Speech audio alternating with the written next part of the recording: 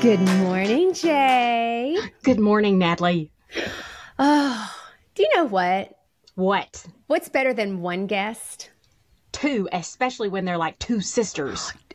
But two sisters of ours. Well, they're sisters in care. That's right. We've got two amazing guests today as part of our Caregiving Youth Hidden in Plain Sight series. And I'm going to tell you, and I know our friends at My Care Friends are super excited to have these sisters a part of the series. And so, and these ladies are not from the U.S. I know they're from Canada, but I don't know any Canadian sayings, so I'm not going to mess up. I'm not going to say anything. Ladies, I'm going to tell you, JJ, to our British guest, she said top of the morning, and I was actually embarrassed for her. I didn't even know what she was thinking, and I was like, that's like from the, I don't know, 1500s. Like, okay, I didn't even get it. Maple syrup. How is that? Because maple syrup is Canadian. See, look at that. Aaliyah just gave us 2 thumbs up. That's Thank you, totally Aaliyah. digging it. Thank you, Aaliyah. Well, you know what? We are, as part of our series, we have 2 young people who have worked with our friends at the Young Carers program through Hospice Toronto. And we are so excited that our friend Chelsea connected us with these young ladies. And I can't wait to hear their stories. So Jay, before we get started with Aaliyah and Samiha, I want you to tell our audience about them. And then let me just tell everybody, we're going to start with Aaliyah. So you won't hear Samiha yet, and then we'll take a break. We'll get to Samiha, and then we're going to get both ladies chatty chats. So that's how the structure of this one's going to go, since we've got 2 ladies with 2 very unique stories. Jay? Exactly right. Okay, let's get started. Let's get started. First, we have Aaliyah Zaram, and she is 14 years old. Okay, guys, she is a competitive rock climber, and she likes to camp and go on canoe trips. If you're watching this video, she is actually recording outside, so I am great outdoors. Envious. She also loves her younger sister, who is 2 years younger than she is. Aaliyah has basically been a caregiver all her life. Our younger sister has autism, yet she still thrives. And Aaliyah has also shared her passion for rock climbing with that younger sister. So I'm excited to hear about that. Next, we're going to have Samiha Rahman, and Samiha is 24. She is also from Toronto. She's in that Toronto area. She loves spending time with friends and family, walks by the lake, and she likes to eat out a lot, which is something Natalie Who doesn't love food? We love food. But in 2011, she started caregiving at the age of 11 years old. Her mom was diagnosed with ALS, Lou Gehrig's disease, and her mom was given 2 to 5 years to live. At that time, Samiha's younger sister was only 3 years old. But 13 years later, her mom is still with them. And there's a lot of caregiving that's going on. Ladies, we are so happy to have you here with us today. Well, I think that we are going to start with our youngest bestie, because ladies, you're both our besties. So we are so thrilled to have you. We'll let you say something, both of you guys. We're happy to have you. Aaliyah. Hi. Exactly. And Samiha. Hi, everyone. So excited to be here. Awesome. Okay. And so we're going to start with Aaliyah. And Aaliyah, why don't you tell us a little bit? Let's have some girl talk. Okay. Why don't you tell us a little bit about your caregiving story? Because you're a young carer and you support your sister, which I love because JJ and I are sisters. That's super cool. Yeah. So my sister, you've already said this, but my sister has autism, and right now she is 13. So we have this thing where we're technically 2 years apart, but I have a late birthday. So sometimes whoa, they're only 1 year apart, and people are like, oh my gosh, are they twins? But no, we're not twins. I'm the older sister, but so she is also super energetic, super fun, very lively, and I've been basically caring for her for as long as I've been around on the planet. But yeah. So Aaliyah, do you tell me about your family structure. Your mom, I know I've met your mom and seen emails, so tell me about what your family looks like and that sort of thing. Okay. So basically, both my parents right now work from home. Okay. And I'm in grade 9. My sister's in grade 11. And so basically right now we're at different schools, but we used to be at the same school, and we live in like, not like a big village, but it's like a small little like area. It's very like family area. It's very nice. Yeah. And it's really cool because we also have a park across the street. So there's lots of fun that happens there. Yeah. And we also spend a lot of time with our cousins. So they're up here with us now. And yeah. I love that. I love that. And so let's talk about your sister, because we have our friend Aditya in the UK, and his brother is also has autism, but he has very limited verbal skills. So tell me, and so he does a lot to help with his brother. He even referred to himself as the third parent, but just because he has so many needs. So tell us about your sister's abilities and how you support her. What are the type of things that you do to support her? Cool. Yeah. So when my sister was younger, she was nonverbal. So she had a lot of like speech therapy, stuff like that. And so there'd be a lot of appointments that I would also go to. So lots of things like that when she was younger and then growing up. She also has like a lot of reactions with anxiety. So sometimes it's just like being able to tend to and you can kind of tiptoe around that with her. And a lot of times it was, right now people would say when they look at her, like just from, across the room, across wherever, they'd be like, oh, she looks like, typical. But it's sometimes it's hard because then people see like, oh, like things are different. Things are like, not, I guess, per se normal, but whatever normal is, girl. Yeah. There's not a ton of normal, but, so it's a lot of, sometimes it's a lot of knowing where to step and not to overstep. And it's also like, I also get called like, not like a third parent, but my sister will be like, are you my mom? Or because she's gotten into her teenage years now. She's 13. So she's definitely got more little attitude. So it's really funny. Sometimes she'll be like, you're not my mom. Why are you doing that? If I tell her like, hey, you have to put your dishes away or something like that. And then, yeah. So now I know you said your sister is verbal, so obviously she's got the teen verbal. Yeah, Do you think there's a time when she wasn't verbal? Do you think that you all have like a special way that you communicate a little bit different than even your mom and dad talk to her?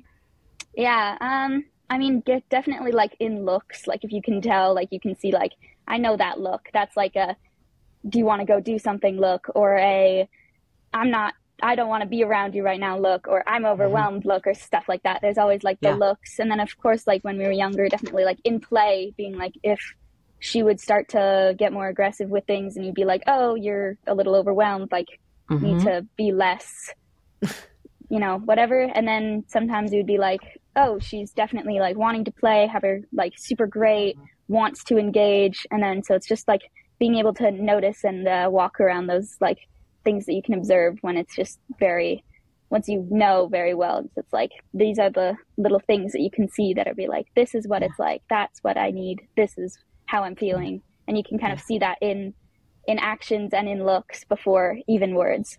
Yeah. It's so funny, Aaliyah, because JJ gives me looks all the time. I do. See those eyebrows? And she can either make me really mad or really happy, because she'll look at me and even if she says, Natalie, and I'm like, don't talk to me like that. She does this voice. It's a mama voice, Aaliyah. And I don't know if your sister would say you have a mama voice.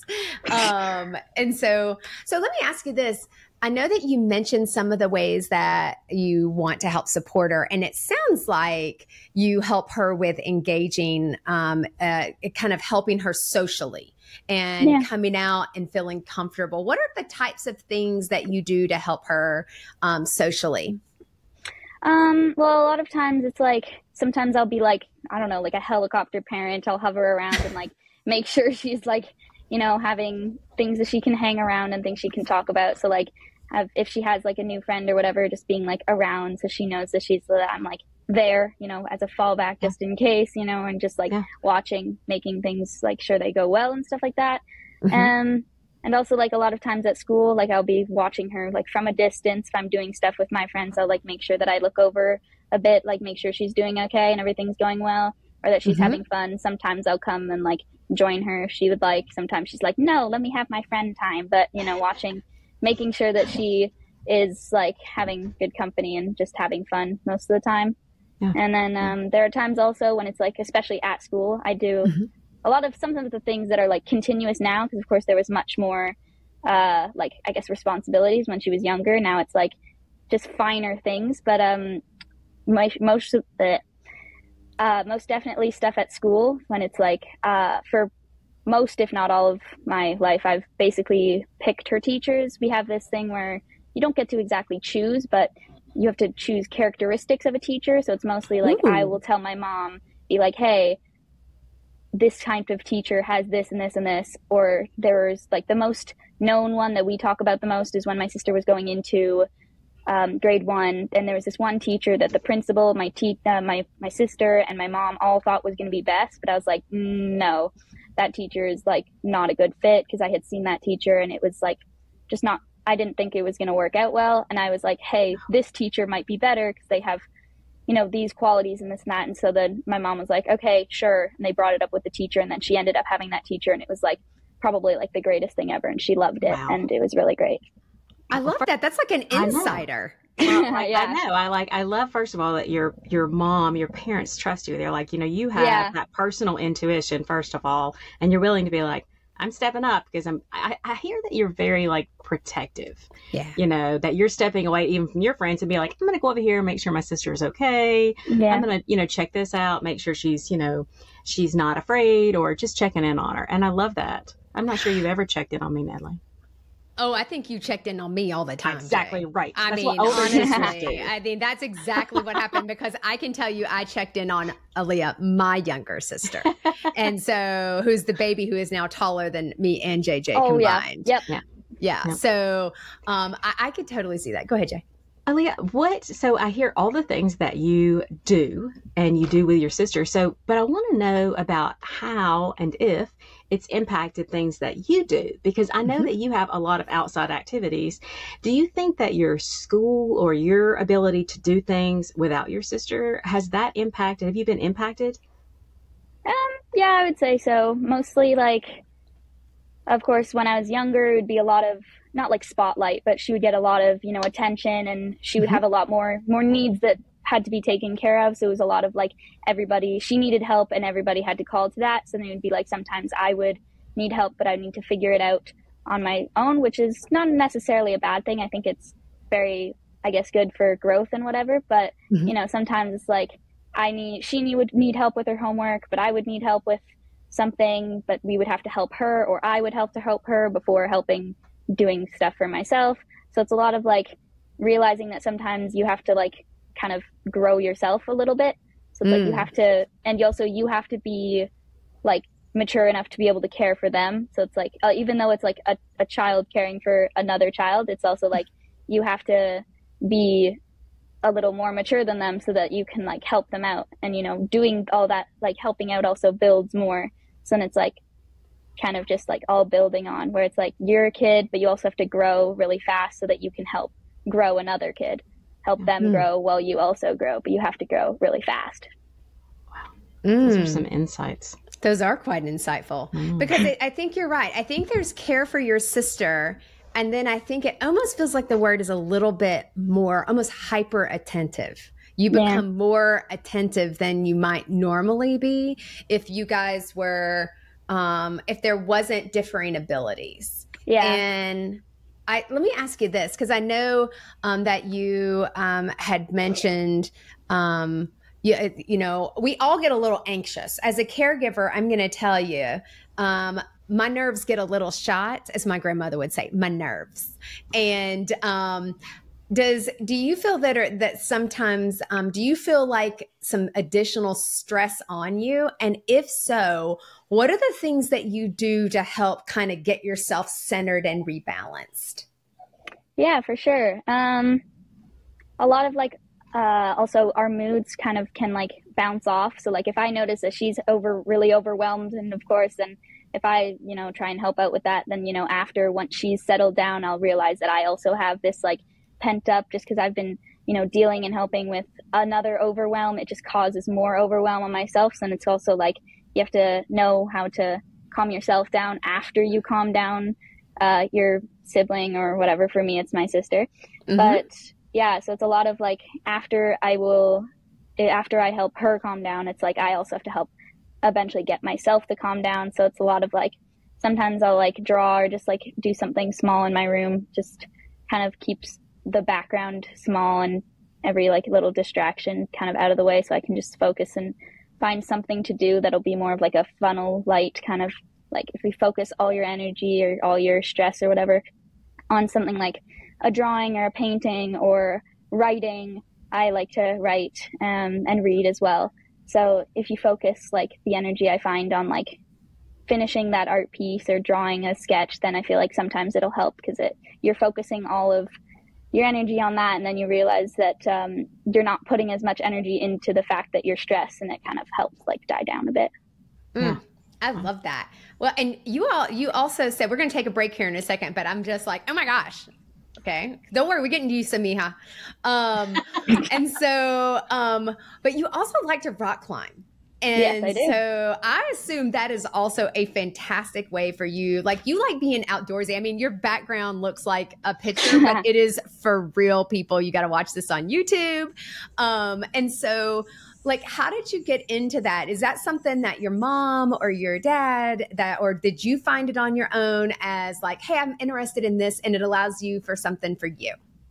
Yeah, actually, it's a little bit kind of weird, actually. But I was visiting family out in California, and they had this neighbor who is like a belayer, so like somebody who belays you as you're climbing. And so they were like, hey, do you want to like take us out to do something? And I think that was when it like really sparked. And at the time, I actually played tennis competitively, and my sister, after been through quite the sport roller coaster. But so my sister was like, I want to do some climbing, because I would have these super, super long tennis days. And during that time, my sister would be like, I want to do something. So my mom put her in classes for climbing. And then eventually, COVID came around. I couldn't do tennis. And I kind of was like, okay, I'm kind of done with it. It was causing too much like extra things, and it was super time consuming as well. So I was like, hey, I want to try rock climbing as well. And so we started in COVID, and we were in these classes. And then eventually they were like, hey, you should go do like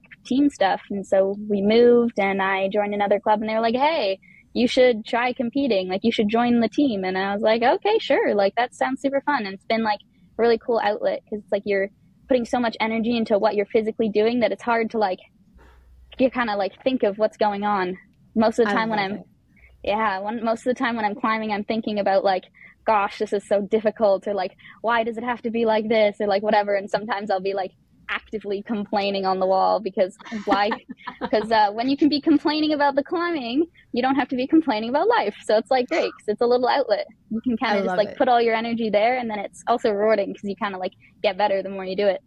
Oh, I'm taking up climbing. That's all I'm saying. I'm going to tell you right now. So I had a seat and everything. I have my own little harness and everything. And I know what you mean by belaying, because that's the person at the bottom who's basically got your ropes, making sure that you're safe. And I have a friend of mine whose daughter does climbing, and I think gotten into competitive. And I love that it's kind of like, it's you against yourself, even if you're doing a team competition, because you're beating yourself as well as working. And so I think that's a great strategy that you've got, both strategies that you can do at home, like reading, drawing, just kind of getting your focus in. And then also physical strategies that help you de-stress is what I hear you telling me, like being outdoors and doing the rock climbing, whether indoors or outdoors. So I love that. Awesome. I love it. Okay. So I can't believe this is going so fast, Jay. I know. We got to take a break. All right. We're going to be right back. In. Yeah. We'll be right back. I don't know about you, but my inbox is always cluttered with useless emails. But there's one I always open, the Confessions of a Reluctant Caregiver newsletter. You may say, Natalie, what makes yours so special? Well, I'm biased, but don't just take my word for it. Here's what our subscribers say they love.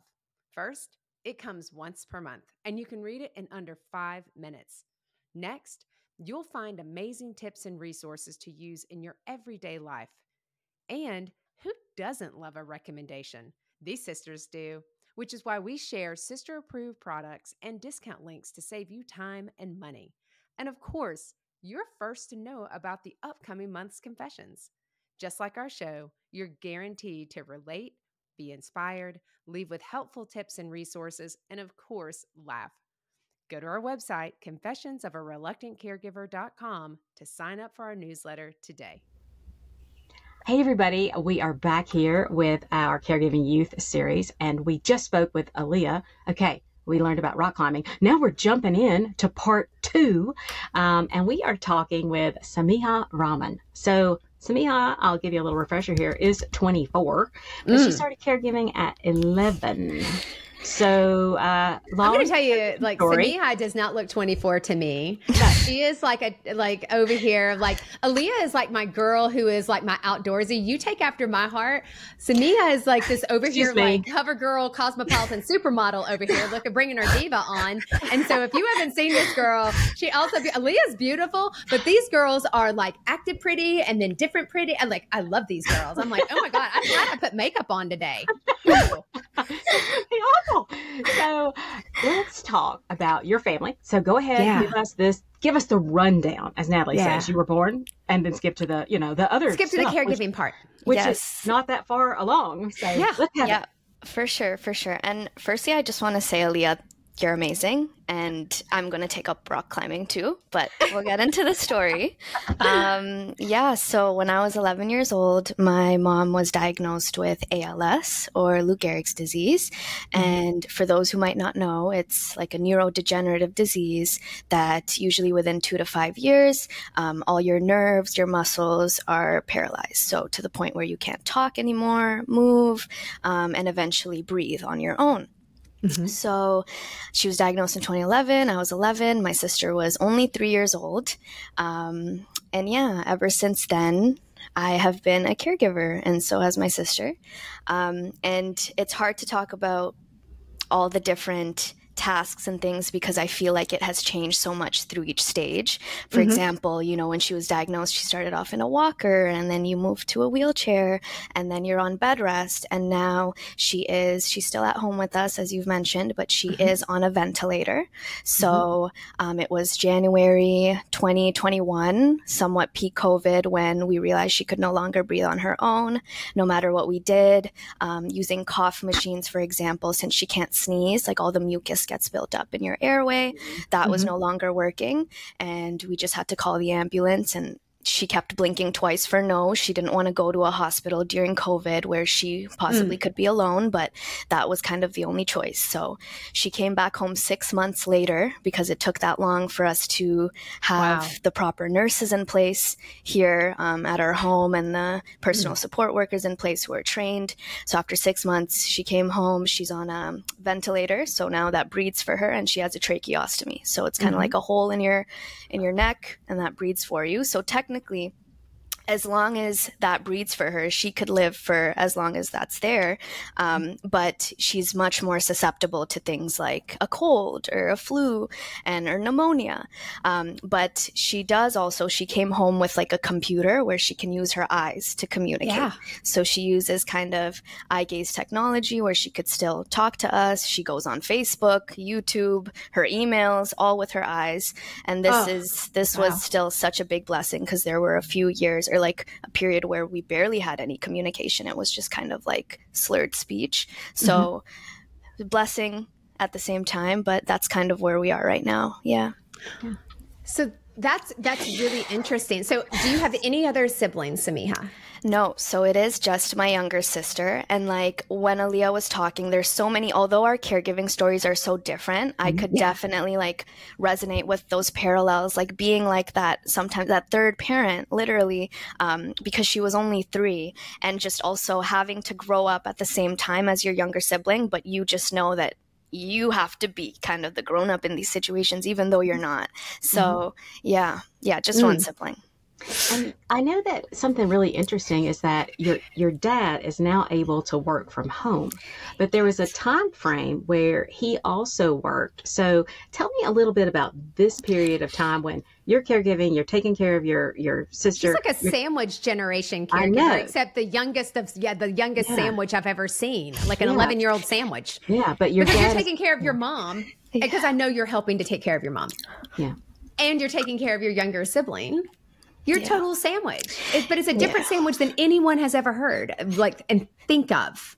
Yeah, I never even really thought of it like that, like a sandwich. But he does work from home now, and that basically happened after she came home with the ventilator, because now that's 24/7 care. Like almost every 30 minutes, we need to do like suctioning of the tracheostomy. So putting the tube down and getting all that mucus out. So thankfully, he was granted from his workplace, work from home, and they'll reevaluate when time's needed. But what it was like before is he would have to leave work at like 8, 9 a.m. So he would try to help us make lunch, try to drop my sister off. But usually it was kind of my sister's lunch, and I kind of had to do my own thing because he really didn't have that time. And even I would kind of be a little picky. So I'll say that. But, and then he'd come home later in the evening. So it's a lot of that time my mom was alone, because this was also earlier in the diagnosis. So we didn't have like that 24/7 care with personal support workers. And I do say now we're very privileged and lucky to have the people we do right now, but we'll probably get into that later. But back then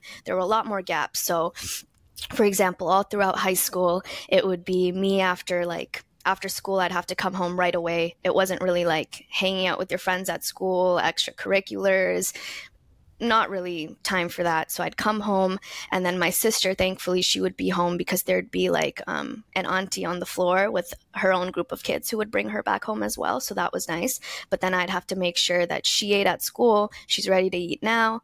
Warm her up her food, make her whatever, make sure she has a bath, make sure she's good to go, make sure she's occupied, she's doing her homework, all of that first. And then it comes to me, okay, what am I going to eat? Time to do my homework. And a lot of the time, can I fit in a nap because I'm tired? And at the same time, just listening for my mom, like keeping my door open. So, if she needs water, if she wants to eat a little something, if she needs me to help her move to the bathroom, adjusting her position, like constantly until my dad's home at around 8 p.m. And then, he would take on all the tasks as normal. So that was pretty much all of high school, I would say. And maybe even the weekends, like, I'm like, finally, maybe I can go to the mall with my friends, this, that. But then the weekends are the only time my dad has to do grocery shopping, to do errands outside, this, that. So who's going to be at home? It's me. So that was kind of high school for me, and like middle school. Yeah. So I do have a question, because you could have taken two paths. You could have said, I'm overwhelmed, I'm doing all this. You could have been a real problem child, Samiha. You could have, and you actually are going to med school next. I believe in the fall is when you start med school. So tell me about choosing that direction, first of all, going into the healthcare field, but also about how you kept up with grades, because you got to do pretty good to get to where you are. Tell me about the choices that you made and how you got there. Yeah, I feel like with this, there's so many layers, so I don't even know. Give us the onion. The whole thing. But yeah, because thinking about it, in high school, it was really just me, myself, and my homework, or even there could have been wrong choices made. And I think about that all the time. But one of the biggest things I would have to say is the Young Carers program. And I know you've already mentioned it earlier, and I'm not trying to give like a shout out plug. Oh, no, we're shouting out. We're shouting out fully. Yeah, we're totally plugging it. It's like finding someone or something that can see you and validate you, because I know I said I became a young carer when I was 11, but I didn't know that there was a term for a young caregiver. I didn't know that there was a program. I didn't know that there are people who will actually be like, hey, your life is harder and let me support you with that. So when I was 15 years old, they came to my house, Hospice Toronto, to do like an evaluation with my mom. And then they said, hey, you have kids. We have a camp running this summer. Like, would your daughters want to join? And when I went there for the first time in my life, I'm making these connections within like a day or two, because camp's only like a few weeks, but finding kids that even though they were caring for their siblings or different scenarios, there is a different level of empathy and compassion and understanding you're now making with these people. Because at school, sure, maybe I'll tell like my best friend or like one or two kids, and even that's just surface level because they really won't still get it no matter how lovely they are. But seeing those kids understand it, and then even like the coordinators and the volunteers and everybody seeing like, hey, you actually have great leadership skills, you actually have great empathy skills, like you could do amazing things with, like, of course, this is such an unfortunate situation, but look at these skills you have inside of you that are slowly just getting stronger and stronger. And then what can you do with it? And I think that was very inspiring. Clearly, that was very inspiring because since then, I think, you know, it gave me some sort of direction. I genuinely, like, thinking back, if I didn't have a program to kind of validate that for me, because even like, it's not like at home we were like, oh, Samiha's a young carer, thank you so much for doing all. Like in my situation, it's kind of like, this is just my role. Even in my culture, I'm like the eldest daughter, I'm going to have to take up these things.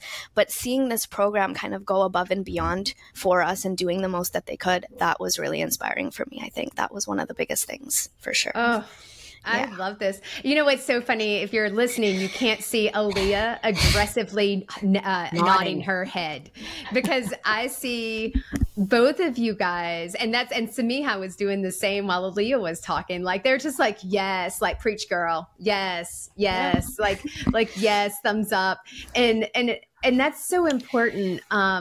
Because I'm really glad that you talked a little bit about how you found it. I'm going to take a break here, and then we're going to come back and we're going to talk with both of you, because I want to ask a little bit more and ask Aaliyah how she found into Hospice Toronto Young Carers Program, because a lot of people would be like, hospice? Aaliyah, how did that make sense? Because Samiha, I can see that, but I wonder how Aaliyah got into that. So we're going to take a break and we're going to come back and I'm going to ask Aaliyah that. JJ? We'll be right back. Hey, ladies, I need to interrupt for just a second to share about the Sisterhood membership. It's basically a sale every day. And the best part, it's free. Here's the details. We're partnering with our friends at Benefit Hub and other care partners to save you money. With over 200,000 participating companies across the U.S. and abroad, you'll find discounts at your favorite local stores, huge savings on vacations, amazing deals on home, auto, and supplemental insurances, and everything in between. Go to confessionsofareluctantcaregiver.com to sign up, and then definitely tell your friends about it. They can join too. Trust me, there's a discount for everyone. And don't forget, it's free. Okay, back to confessing. Hey, everybody, we are back here with our Caregiving Youth series, and we've gotten into an interesting topic on Hospice Toronto and the Young Carers Program. So we know how Samiha found out about it. Her mom has Lou Gehrig's disease, and they were brought in, and Hospice Toronto said, hey, we've got a program. We got something for you, girl. These kids. Aaliyah, how did you get involved with the Young Carers Program? Yeah, so I believe, I'm not 100% sure, but I was at Holland Bloorview for my sister's speech therapy lessons, and I was 4. My sister would have been either 3 or 2. And so, of course, I would be going along because most of the time, at that time, my dad didn't work from home, and I was too young to be home alone. And also just because that's, part of the role, you have to go to the doctor's appointments, the school appointments, whatever. So I was there. And there was somebody said or something like that, that, hey, like, you're not allowed to be here at the time, and that there's a bunch of kids downstairs and they're doing a little thing. And so go downstairs in the cafeteria at Holland Bloorview Children's Rehab Hospital.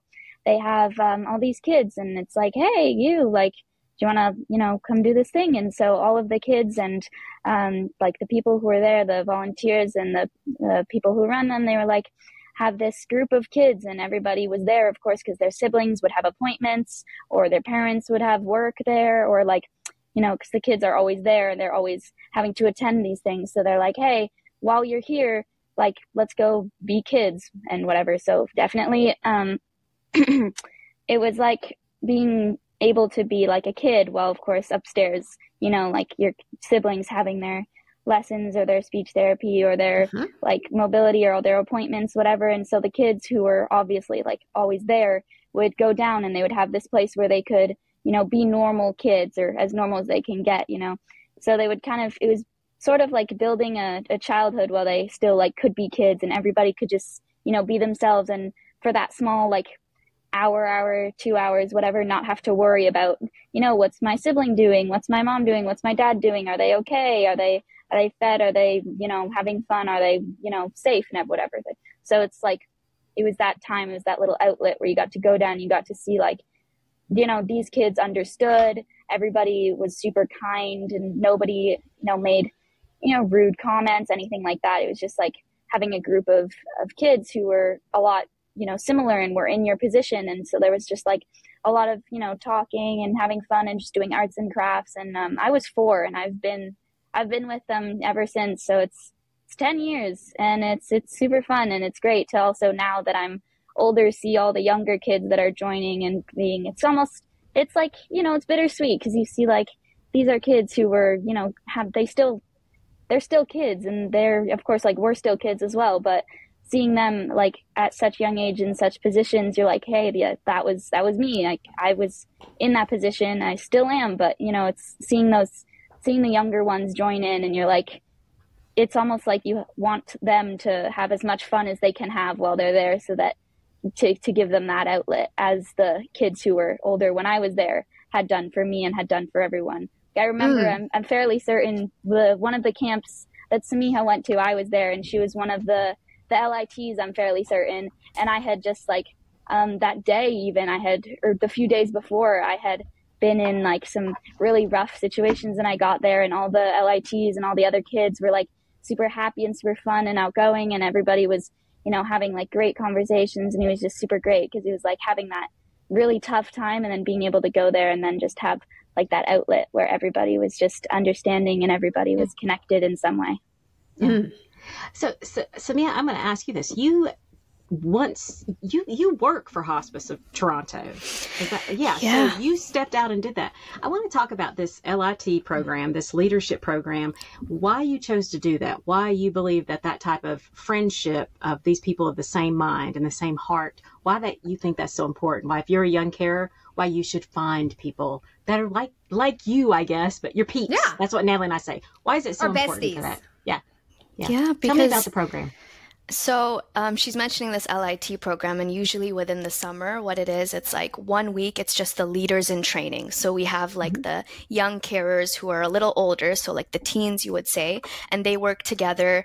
We're focusing on them, but they're kind of planning for the next week when the young carers are coming. We're going to build them like an obstacle course. We're going to work together, use our skills together, because I think that's what we did last year. Because I know Aaliyah just said it's kind of her 10 years going on. Next year will be my 10 years at YCP. So I am so sure that was that year that we built that obstacle course for them. And my little sister was 3, probably in Aaliyah's batch during that time.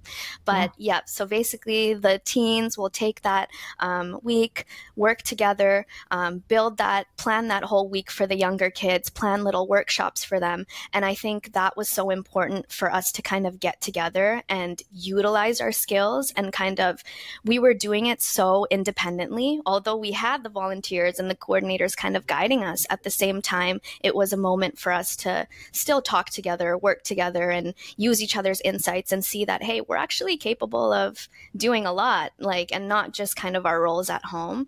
And I kind of resonate, even what Leah was saying about having that time to just be a kid as well. I remember there was we had mats on the floor and bean bags and stuff.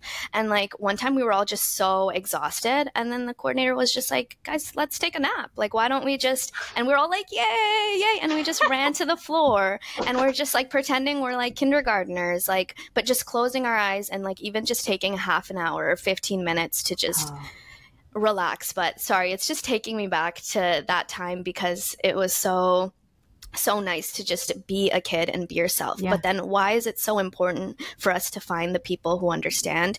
It's because now when you talk about yourself, you don't really feel like there's different things.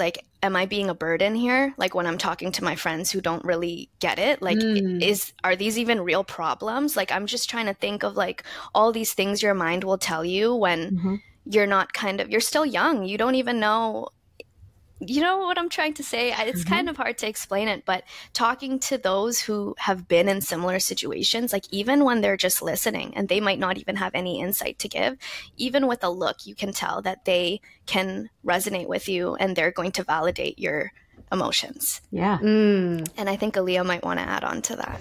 Yeah.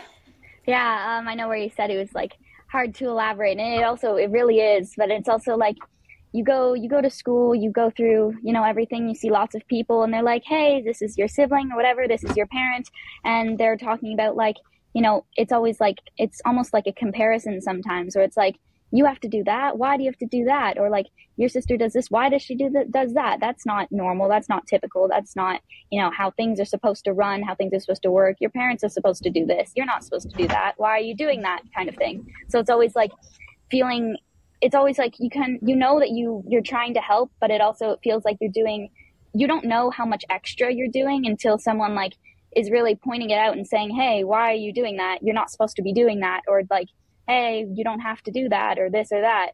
And it's always like you just think like, that's my role, that's what I was born to do, like this is my contributing part, like this is my family and this is what I do to help. So it's always like they don't realize how much they're doing until somebody is pointing that out. And it's also like you realize when you're, of course, going to school, you go and everybody else is like, yeah, I have to babysit my brother, or sibling, or, you know, I have to do dishes or do this or do that. And then you're like, yeah, me too, and everything like that. So it's also like they'll, even if like even everybody, like no matter how much sometimes people will like try to, you know, wrap their head around it, it's always like there's always so many like questions and there's always so many things that are just like so hard to explain. And especially when we're that young, like when Samiha was younger, when I was younger, like having friends over, and there's like a distinct part that my family remembers, like having somebody when I came over and my sister was having a lot of, you know, anxiety, hard times with regulation, stuff like that. And it was like I had a friend over at that time because I had to be home, but my mom was like, you can bring person, but you have to be home. So, but it was like seeing that person trying to help my sister, but then, you know, a friend being like, hey, like, why is your sister such a crybaby? Or like, why is your sister acting this way? It was just a this or just a that. So like sometimes we'd be like, if she was even just brushing her hair, or if somebody would try to brush her hair or like even touch her hair or anything like that with like scalp or just anything that would be, you know, like a small reaction to others can be like a very, very large reaction. So seeing that and having those people being like, hey, why is she doing that? Or what's that going on? Or why is this happening? Or whatever. And then having to not only, you know, deal with the situation of having the overwhelmed and crying sister, but also having that friend over who's just like being like, why is she crying so much? And being like that and having to disperse that while also, you know, doing the caring part. So it's hard to it's hard to understand. I mean, sorry, not understand, but it's hard for others to like fully grasp it, because it's like, unless you've actually gone through it and this and that, no matter how much people explain, it's really hard to grasp. And until like, of course, you've been caring or you have cared for someone else, it's always just like, you have to be put in those shoes. You have to be, you know, doing the action for it to finally be, you know, understood. It's kind of, Yeah, you're exactly right. You know, I know we're getting close to our end of our time, Jay, and I know that we can do after the confession. And so I think we'll pause here in just a sec, and then we'll come back in and ask a couple more questions, if that's okay with you ladies. And but I'm going to ask you before we go, I want to ask you a quick question, and then we'll sign out and we'll come right back, because we're going to make sure this one's open. Okay. So Samiha, this is our favorite sister question. Okay. This is my favorite sister question. And then Aaliyah, you can think about it. What is your favorite guilty pleasure? What is the one thing that you love to do just for yourself? Oh my gosh, this is so bad, but do it. Do it. I know you all already know I'm a foodie. Like it's already come up, but literally having my favorite takeout food and binge watching whatever reality Netflix show that's popping at the moment that is somewhat entertaining. I'll do it with my favorite food. Yeah. Oh, that sounds great. That is perfect. Yes. Okay, wait, what is your favorite food?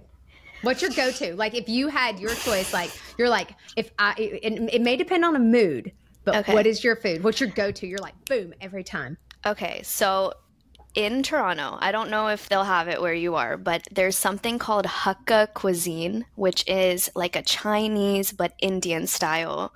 Yum. So they have like a chili chicken with like fried rice, and it's just so hearty, like soul food. But if you can find Hakka food anywhere, it's HAKKA. So good. Chili chicken, fried rice. Try it. Okay, so we're doing all the names here. Okay, Aaliyah. What is the one thing that you love to do just for you? Your favorite thing? You're like, ooh, I'm doing this.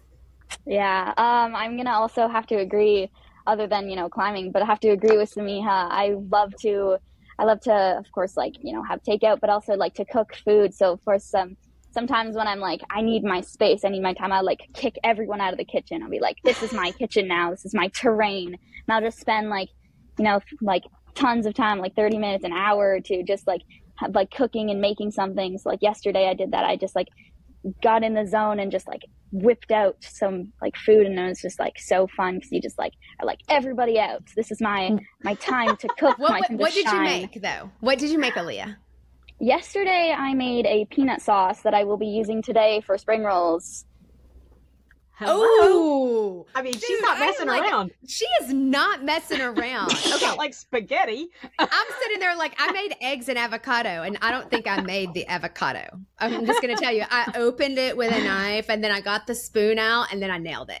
So, and they're just scrambled eggs. So, definitely going to be eaten with you ladies. So I'm going to wrap us up real quick, and we're going to come back for another 10 minutes or so after the confession. But guys, thank you so much. Samiha and Aaliyah, you guys are like flipping rock stars. And thank you so much, guys, for listening in to Caregiving Youth Hidden in Plain Sight, and to our sponsors and our friends at My Care Friends for helping us to put this on. And we appreciate you. And we will see you next time when we confess again. Bye-bye.